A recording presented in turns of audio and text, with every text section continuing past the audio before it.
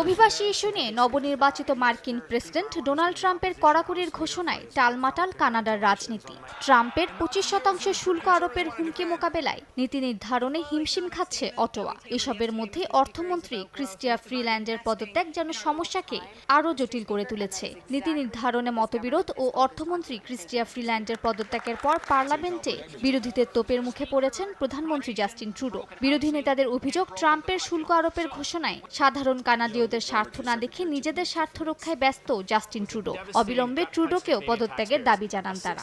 মূলত ট্রাম্পের শুল্ক আরোপের ঘোষণার পর থেকেই কানাডার রাজনীতিতে অস্থিরতা দেখা দেয়। সোমবার অর্থমন্ত্রী ক্রিস্টিয়া ফ্রিল্যান্ডের পদত্যাগের পরপরই ক্ষমতাসীন লিবারেল পার্টির অভ্যন্তরীণ দ্বন্দ্বের বিষয়টি প্রকাশ্যে আসে। যদিও এই নিয়ে প্রধানমন্ত্রী ট্রুডো বলেন, মহামারী, মুদ্রাস্ফীতি এমনকি মহামন্দার মতো পরিস্থিতি অতীতে পার করে আসা কানাডা এই সংকটও মোকাবেলা করতে পারবে। এরই মধ্যে কানাডা যুক্তরাষ্ট্র সীমান্তে নতুন নীতির ঘোষণা করেছে ট্রুডো সরকার। যুক্তরাষ্ট্রে অবৈধ অভিবাসীদের ঢল ঠেকানো ও মাদক চোরাচালান রুখতে নজরদারি ব্যবস্থা বাড়ানোর সিদ্ধান্ত নিয়েছে দেশটি। সেই সঙ্গে আন্তঃসীমান্ত অপরাধমূলক কর্মকাণ্ড বন্ধে যেকোনো সময় আক্রমণে প্রস্তুত যৌথ বাহিনী মোতায়েন করেছে কানাডা।